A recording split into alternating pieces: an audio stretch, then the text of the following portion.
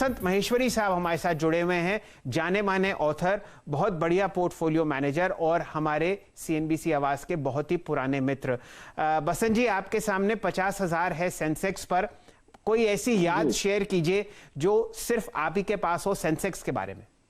तो मुझे याद है 1991 में जब शेयर करना स्टार्ट किए थे तो 1600 का सेंसेक्स था, मुझे याद है। और वो हर्षद मेहता एकदम पीक थे अपने उस समय, और हम लोग एक जगह कहीं बैठते थे तो कोई पुराने खिलाड़ी आकर उन्होंने कहा सेंसेक्स 2000 हो जाएगा। मतलब 2000 हो जाएगा? 1600 का सेंसेक्स उस समय 2000 लग रहा था कि ऐसे हवा में बातें कर रहा है, बट 2000 का तो 50,000 भी हो गया। तो ये तो कंपाउंडिंग स्टोरी है, चलती रहती है। बिल्कुल बसंत जी, बस यही बात आप जरा हमारे दर्शकों को समझाइए कि ये कंपाउंडिंग स्टोरी है और यहां पर निवेशित रहें, अच्छी कंपनीज को खरीदें, उनकी डिप्स को परचेज करें और इस जर्नी का लुत्फ उठाएं। बताइए आपका क्या एक्सपीरियंस रहा 1991 से अब 2020 तक? चलिए, सबसे खास बात है 90% ऑफ द टाइम, 90% हम यही दिमाग लगाते कब खरीदें। 10% ही हम दिमाग लगाते हैं क्या खरीदें। मुझे लगता है 90% समय हमारा जाना चाहिए क्या खरीदें, 10% जाना चाहिए कब खरीदें। अब पिछले 30 साल में आपने अगर ब्लू चिप्स जो होती है आपने कभी भी खरीद लिया, ठीक है 91 में ले लिया, फंस गए, रो रहे थे 2 साल, 94 से पैसा बनना स्टार्ट हो गया। बट अगर आप क्या खरीदें उस पर ज्यादा दिमाग लगाएंगे ना, तो मुझे लगता है शेयर बाजार बहुत इजी हो जाएगा। और कब खरीदें, it's just a waste of time, because जो कब खरीदे वो आपसे 5 और 10% का स्ट्रगल करते रहते हैं कि 5% नीचे खरीदे कि 10% ऊपर खरीदे। और अगर आप कोई स्टॉक ले लेते हैं और अगर 20 साल 30 साल, पहली बात तो रहता नहीं है, अगर रह गया तो उसके बाद वो रिटर्न जो है वो एस्ट्रोनॉमिकल हो जाता है। तो रखने, जैसे हम हर वक्त पहले पुराने एक ऐड आता था, पकड़े रहना छोड़ना नहीं, तो मुझे लगता है इक्विटीज एज एसेट क्लास वही वाले ऐड के लिए मोस्ट सूटेड है, पकड़े रहना छोड़ना नहीं। बसंत जी, आपके जवाब में ही मेरा अगला प्रश्न है। बताइए बजट से पहले क्या खरीदारी करी है आपने? हम तो अभी मेटल्स काफी लिए थे लास्ट ईयर, और ज्यादा कुछ हमें लग रहा है कि ओवरऑल जो इकोनॉमी है घूम रही है थोड़ी, इंडिया की उतनी नहीं, ग्लोबली ज्यादा।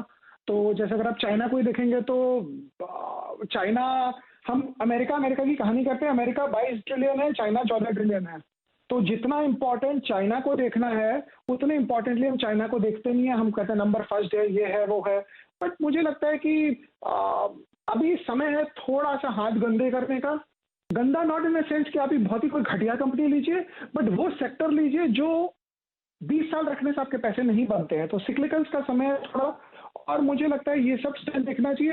अभी वो टाइम नहीं है कि आप एकदम ही बहुत बेस्ट ऑफ द बेस्ट लें और मतलब टॉप एंड एफएमसीजी स्टॉक्स लें। तो वो सब समय आता है, जरूर आएगा, बट थोड़ा सा अभी थोड़ा आदमी को देखना चाहिए कि रिकवरी अगर ग्लोबली आती है, क्योंकि इतना $8 ट्रिलियन छपा है, कि पैसे से ग्लोबल इकोनॉमिक ग्रोथ आ जाएगा, ऐसा लगता है। बसंत जी, आप भी बिजी होंगे अपने ट्रेडिंग और इन्वेस्टमेंट पोर्टफोलियो के लिए, लेकिन इस अहम दिन हमारे साथ जुड़ने के लिए आपका बहुत बहुत आभार। वापस बाजार पर आते हैं। वीरेंद्र जी, बताइए आपने क्या देखा? मुझे शानदार तेजी फिलहाल निफ्टी पे दिखती है, 82 अंक ऊपर, 14,727। जी शैल जी, बहुत महत्वपूर्ण लेवल था 14,700, 14,717 पिवट लेवल था, उसके ऊपर निफ्टी ट्रेवल करता हुआ। दो भागों में देख सकते हैं आप बाजार को। निफ्टी बैंक 32,750 पे थोड़ा सा स्ट्रगल कर रहा है, लेकिन याद रखिए 2-3 आयाम है इस बाजार के इस वक्त। एक तो अर्निंग्स, जैसे हेवल्स, जैसे बजाज फाइनेंस, बजाज फिनसर्व, और साथ ही साथ हेवल्स अच्छा करते हुए।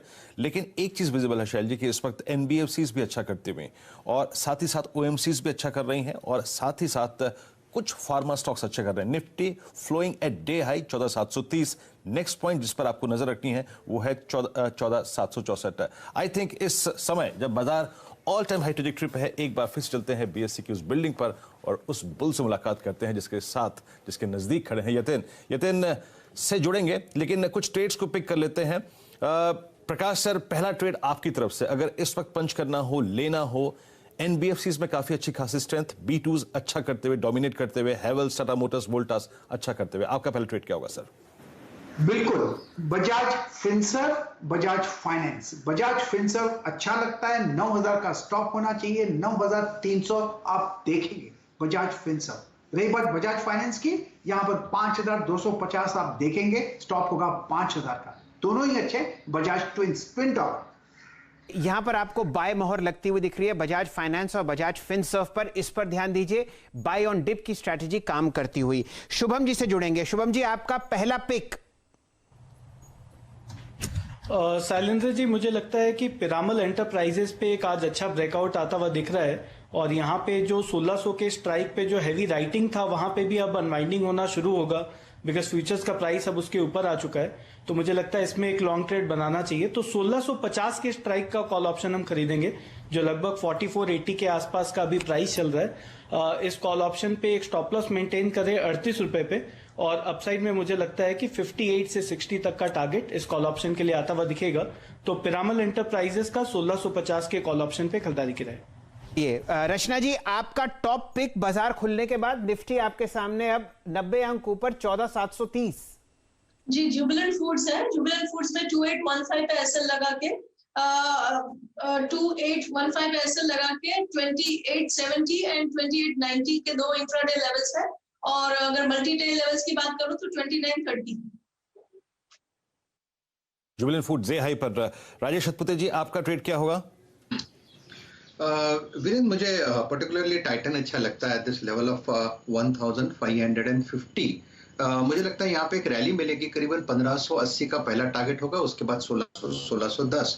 सो टाइटन 1540 1550 ये रेंज अच्छी है जहाँ पे आपको एक बाय करना है। स्टॉप लॉस रहेगा आपका रहेगा 1530। टाइटन पर भी आपको एक फ्रेंड्स मिलते हैं अगले वीडियो के अंदर, जब तक के लिए गुड बाय।